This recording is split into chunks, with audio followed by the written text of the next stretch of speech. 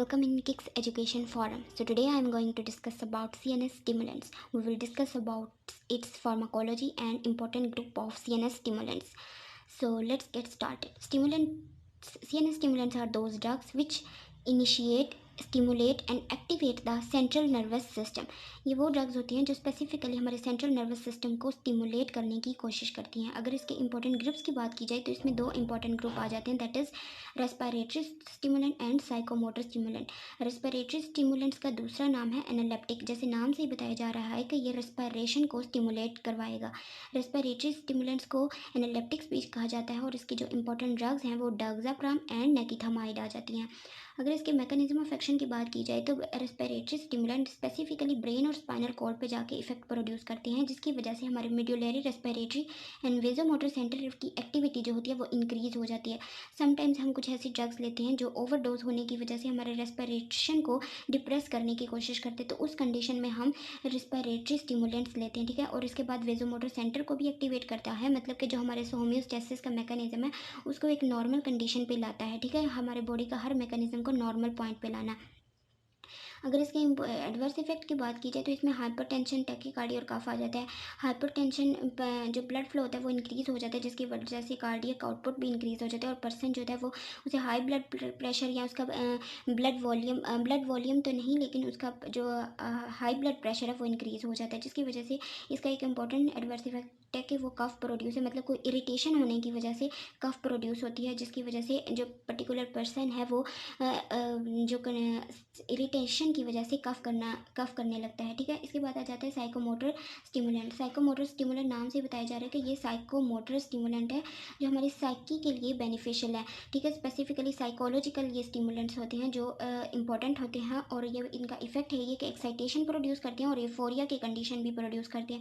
मतलब जो particular patient है वो अगर डिप्रेस है तो वो उससे एक्साइट हो जाएगा अगर वो साइकोमोटर स्टिमुलेंट लेगा और यूफोरिया की कंडीशन उसे प्रोड्यूस होगी, मतलब कि वो पर्सन हैप्पी फील करेगा और वो वेल बीइंग स्टेट पे होगा, ठीक है। इसके बाद अगर हम साइकोमोटर स्टिमुलेंट लें तो उसकी वजह से मोटर एक्टिविटी इंक्रीज़ हो जाती है, मतलब एक्साइटेशन होने की वजह से मोटर एक्टिविटी इंक्रीज़ होना ही बनती है, क्योंकि वो पर्सन जो है वो एक्टिविटी करना शुरू कर जाएगा, उसकी मेंटल अलर्ट होगा, मतलब और वो अलर्ट रहेगा। और ये साइकोमोटर स्टिमुलेंट हम तब लेते हैं जब वो फटीग की कंडीशन होती है, मतलब जो पर्सन होता है उसे फटीग या हेडेक फील हो रहा हो, जिसकी वजह से वो साइकोमोटर स्टिमुलेंट लेते हैं। इसके जो इंपॉर्टेंट क्लास है वो है मिथाइलजेंथीन, जिसमें काफ़ी इंपॉर्टेंट ड्रग्स आ जाती हैं, एम्फीटामिन, कैफीन, थियोफाइलिन, थियोब्रोमिन। कैफीन, ये सारी कैफीन हम डेली लाइफ में भी यूज़ करते हैं, जो हमारी कॉफ़ी में, टी में होते हैं। जो स्पेसिफिक पर्सन अगर उन्हें थकावट हो जाती है, हेडेक होता है, तो वो रिकमेंड यही खुद को करते हैं कि वो कैफीन या कॉफ़ी पिएँ, चाय पिएँ और या फिर चॉकलेट खाएँ, जिसकी वजह से वो उनका मेंटल अलर्ट जो है वो इंक्रीज़ हो जाए। और इसके बाद आ जाता है थियोफाइलिन, जो हमारी टी में होता है, और थियोब्रोमिन कोका में होता है, ठीक है। अगर मिथाइलजेंथीन के एक्शंस की बात की जाए तो इसके इफेक्ट हमें मिलेंगे, मेंटल एक्टिविटी इससे इंक्रीज़ हो जाती है।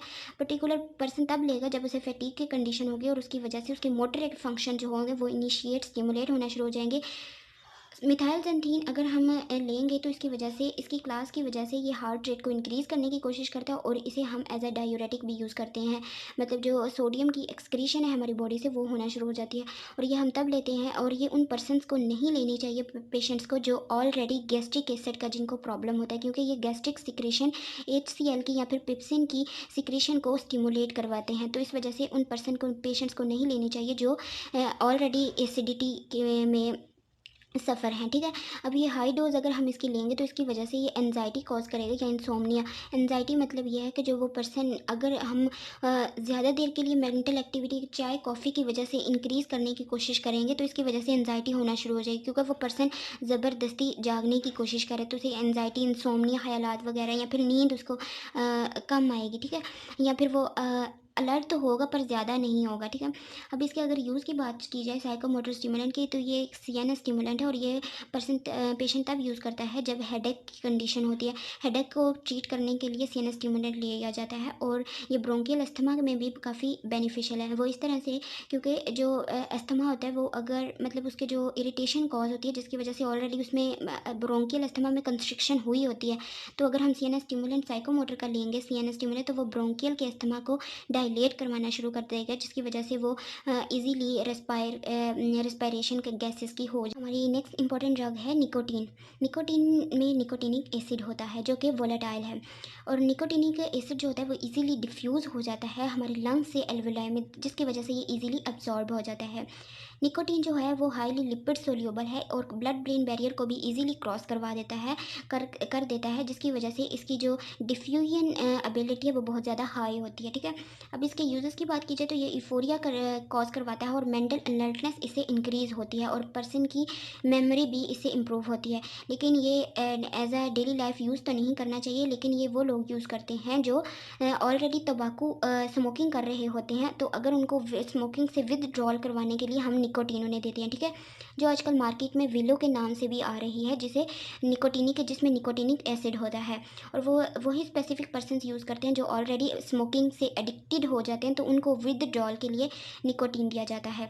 ये साइकोलॉजिकल तो इम्पॉर्टेंट है, मतलब कि अगर हम साइकोलॉजिकल लेना चाहें तो ये इंपॉर्टेंट है, लेकिन फिजिकली ये बहुत ज़्यादा डेंजरस है। इस वजह से हम कहते हैं कि smoking is injurious to health, क्योंकि ये आगे जाके इसमें और भी बहुत ज़्यादा डेंजरस केमिकल्स होते हैं, कार्सिनोजेंस होते हैं, जिसकी वजह से ये और हमारी बॉडी में जो अस्थमा या फिर जो होते हैं रेस्पिरेटरी लंग्स को खास तौर पे डैमेज करने की कोशिश करता है। तो इस वजह से हम साइकोलॉजिकली इसे थोड़ा सा लेते हैं, लेकिन ये ज़्यादा देर के लिए नहीं लेना चाहिए, क्योंकि ऑलरेडी जो स्मोकिंग होती है उसमें काफ़ी ज़्यादा डेंजरस केमिकल्स होते हैं, और ये जो निकोटीन भी होता है वो सिर्फ हम उसकी विदड्रॉल के लिए लेते हैं।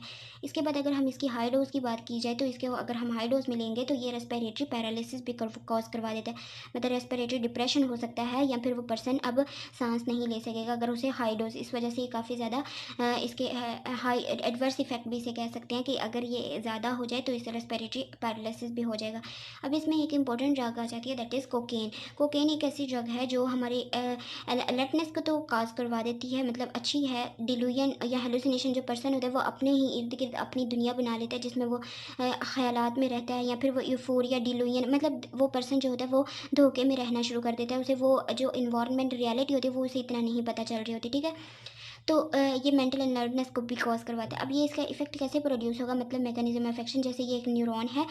प्री साइनेप्टिक न्यूरॉन में एक मोनोअमीन होते हैं, जैसे कि सेरोटोनिन, नोरेपिनेफ्रिन, डोपामिन, जिसकी वजह से हमारी जो मेंटल एक्टिविटी है वो इंक्रीज रहती है, मतलब एक्टिवेट रहती है। लेकिन जब हम ये ड्रग जब ये वेजिकल, इसमें मोनोअमीन कोई भी हो सकता है, सेरोटोनिन जो भी है वो हमारे जो pre synaptic post synaptic membrane पे जाके जब ये इफेक्ट रिसेप्टर के साथ बाइंड होगा, लेकिन ये कुछ ऐसी ड्रग्स होती हैं, मतलब ये मोनोमीन रीअपटेक इनका होना शुरू हो जाता है। रीअपटेक जो होता है जिसकी वजह से इनकी जो रिसेप्टर के ऊपर जो बाइंडिंग कैपेसिटी है या बाइंडिंग अवेलेबिलिटी है वो कम हो जाती है, जिसकी वजह से हम ये करते हैं कि जो रीअपटेक होती है वो हम कोकीन अगर लेंगे तो ये रीअपटेक मोनोअमीन की इनहिबिट हो जाएगी, जिसकी वजह से काफ़ी देर के लिए मोनोअमीन की जो अवेलेबिलिटी है वो पोस्ट साइनेप्टिक रिसेप्टर पे रहेगी, जिसकी वजह से हमें एक पर्टिकुलर अच्छा इफेक्ट मिलेगा। और कोकेन हम तब ही यूज़ करेंगे जब हमने इनहिबिट करवाना हो रीअपटेक को। ठीक है, ये इसका पर्टिकुलर मैकेनिज्म था।